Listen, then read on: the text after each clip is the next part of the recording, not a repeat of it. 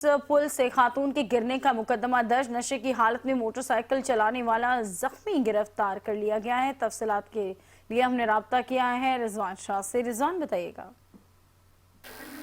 जी बिल्कुल, देखें गुजरा ये शहर मैट्रिक बोर्ड ऑफिस के करीब जो फ्लाई ओवर है उससे गिरकर एक खातून जाँ बात हो गई थी। इस हवाले से आज जो है नॉर्थ नाजिमाबाद में मुकदमा दर्ज कर लिया गया है।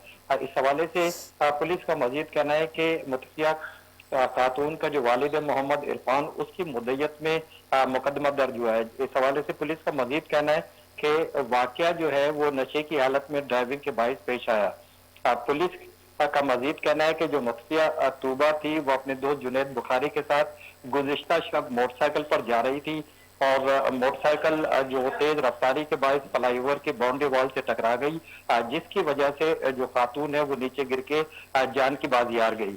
जिसके बाद जो है पुलिस ने बाकायदा तौर पे मुख्तिया तूबा के वालिद इरफान की मुद्दत में जो मुलजिम है जो मोटरसाइकिल चला रहा था उसके खिलाफ मुकदमा दर्ज के बाकायदा तौर पर उसको गिरफ्तार कर लिया है। जी बहुत शुक्रिया आपका।